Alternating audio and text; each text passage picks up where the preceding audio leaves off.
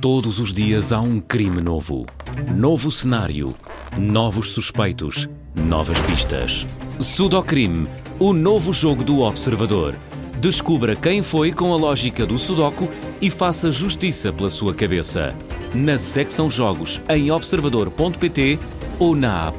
E o livro com 100 jogos já em pré-venda. Observador, são 10 da manhã.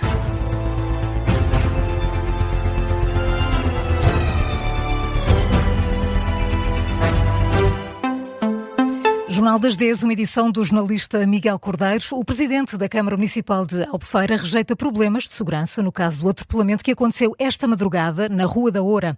O incidente resultou em 12 feridos, incluindo 2 militares da GNR. Há uma pessoa em estado grave. As 12 vítimas foram transportadas para os hospitais da região, Portimão e Faro, também para o Centro de Saúde de Albufeira.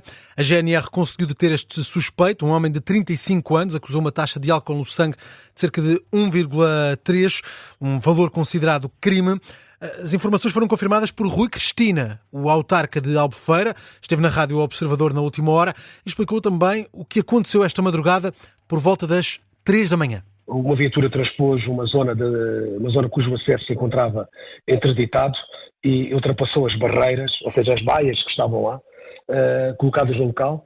Depois, quando chega à Rua da Oura, é interceptado por uma patrulha de 2 agentes que tentaram interceder que o condutor não acedesse à Rua da Oura, mas ele acabou por não respeitar de modo algum, porque estava altamente alcoolizado, por aquilo que nos apercebemos, pela indicação que ele tem, e acaba por atingir aqui várias pessoas na Rua da Oura, não é? A vítima em estado grave é uma jovem portuguesa. Outra informação confirmada por Rui Cristina.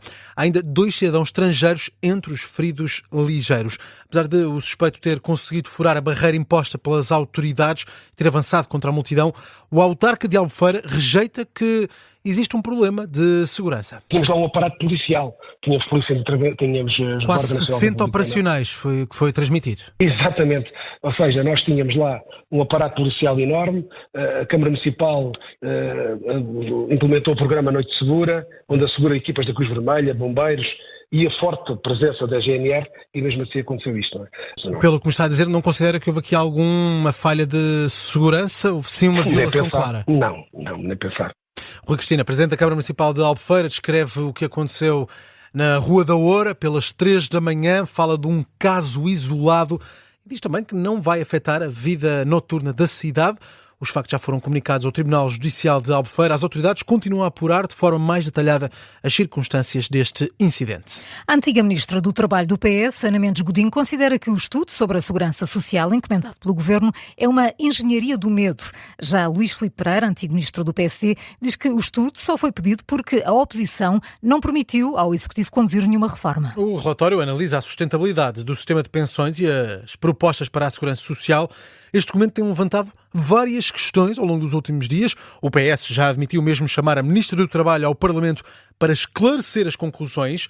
Esta manhã, na Rádio Observador, discutimos o tema no Explicador e a antiga Ministra do Trabalho do Partido Socialista, Ana Mendes Godinho, defende que o relatório é apenas uma manobra do Governo para assustar os contribuintes. Nós não podemos aceitar que se crie toda esta engenharia do medo para, manipulando um número, para meter medo aos portugueses e depois, a partir disto, apresentar soluções como aquela que é apresentada, nomeadamente a da canalização automática de uma parte do salário dos portugueses para fundos de pensões privados. Este relatório o que faz é confundir também, porque faz contas, fazer de contas juntando 2 contas completamente separadas, da Caixa de Apresentações e da Segurança Social. No Explicador escutámos também Luís Filipe Pereira, antigo Ministro da Saúde do PSD. O economista considera que a reforma estrutural da Segurança Social é algo urgente devido ao envelhecimento da população. Há necessidade de uma reforma estrutural que, aliás, outros países, nós não somos caso único na Europa, para não dizer no mundo.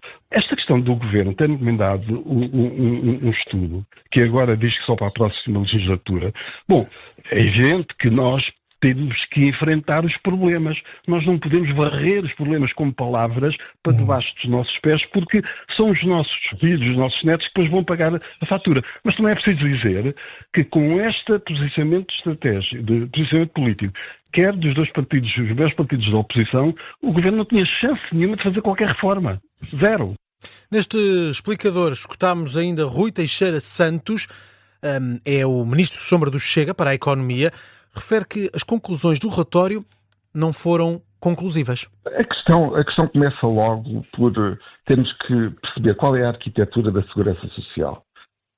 E parece que não se percebe no relatório, não evidencia o reconhecimento da arquitetura que nós criamos num modelo que é um compromisso entre um sistema bismarckiano, tipo alemão, e o sistema francês, o sistema inglês mais distributivo. Explicador desta manhã na Rádio Observador a debater as conclusões do relatório sobre a sustentabilidade da segurança social. O antigo ministro da Administração Interna, Eduardo Cabrita, considera que Luís Montenegro estabeleceu o padrão Spinum Viva no caso de Luís Neves. O socialista entende que a bitola do primeiro-ministro, no caso da empresa familiar, estabeleceu critérios baixos para situações em que ministros têm problemas éticos. Eduardo Cabrita diz isto em entrevista ao Jornal Público e pede mais esclarecimentos sobre o caso do atual Ministro da Administração Interna, antigo diretor da Polícia Judiciária. Na opinião do antigo governante, há uma ligação entre a conduta de Luís Montenegro e a conduta que o Primeiro-Ministro aplica a Luís Neves, já que, no entender de Eduardo Cabrita, o Governo e o PSD tudo fizeram para evitar, por 2 vezes, a ida do Ministro à Assembleia da República. Para além disso, o antigo Ministro da Administração Interna mostra-se preocupado com a imagem da Polícia Judiciária, uma vez que os casos que envolvem Luís Neves remontam a quando o Ministro era ainda Diretor Nacional da PJ. Nesta entrevista ao Jornal Público, Eduardo Cabrita comenta também as dúvidas relativamente ao negócio das fragatas. Entende que é um caso gravíssimo de total falta de transparência e de fratura de um modelo de convergência institucional que se manteve ao longo das últimas décadas, quer em governos do PS, quer do PSD, sobre a política de defesa. E em Espanha inicia-se hoje uma ronda de audições aos ministros do governo de Pedro Sánchez, isto por causa da crise migratória de Ceuta. As audições começam ainda esta manhã. A ministra espanhola da Defesa é a primeira a ser ouvida. Margarita Robles vai prestar esclarecimentos sobre a entrada de quase 70 mil imigrantes no enclave espanhol em apenas alguns dias, no final do mês passado. Nesta altura, ainda há milhares de pessoas nas ruas de Ceuta, marroquinos, que atravessaram a fronteira de forma ilegal. Hoje, o primeiro-ministro espanhol Pedro Sánchez reúne o Conselho de Segurança Nacional para analisar a situação em Ceuta, um encontro que aconteceu também esta manhã. E quase um mês depois da entrada massiva de imigrantes, o governo espanhol decidiu alterar a estratégia de gestão migratória deste enclave. Isto é o que conta esta manhã o jornal espanhol El País. Depois de várias críticas da oposição, Pedro Sánchez já decidiu criar um comando único para coordenar a resposta à crise migratória. Entretanto, também hoje, a notícia de que Madrid pediu ajuda de emergência à Comissão Europeia por causa da situação no enclave espanhol. Já seguiu um pedido formal. A Comissão Europeia vai agora fazer uma avaliação e pretende dar uma resposta muito em breve. São 10h08, Miguel Cordeiro, antes do Contracorrente, que outras notícias marcam a atualidade? Regressamos à notícia de abertura, o atropelamento em Albufeira, porque o Ministro da Administração Interna já reagiu, condena este atropelamento em que 12 pessoas ficaram feridas, uma em estado grave, sendo que há também 2 militares da GNR entre os feridos. Prometeu o Ministro que as circunstâncias do que aconteceu vão ser integralmente apuradas pelas autoridades competentes. 10 jovens com idades entre os 18 e os 22 anos ficaram feridos.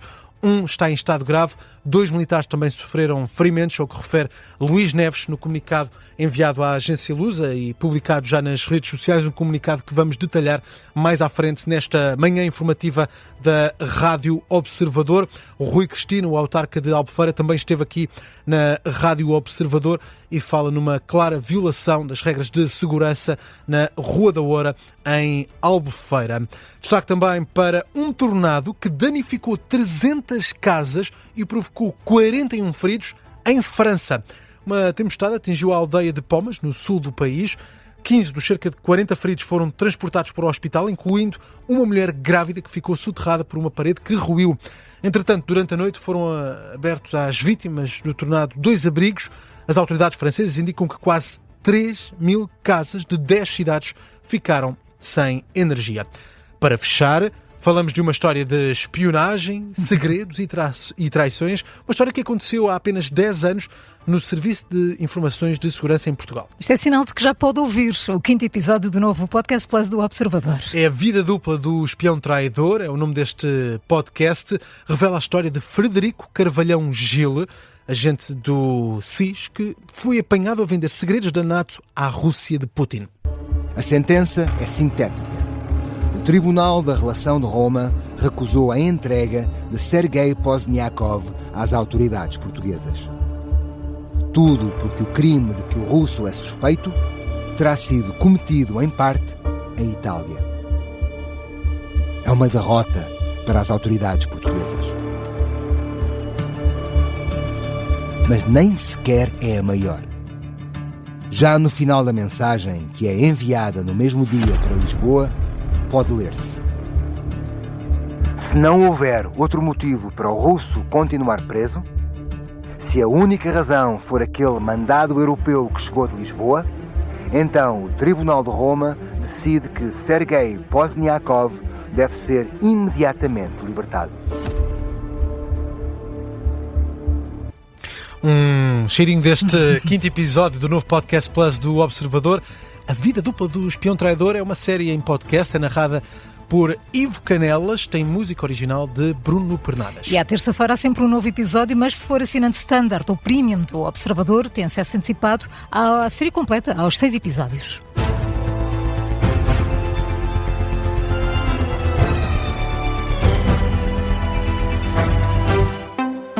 Este programa tem o apoio de BetClick.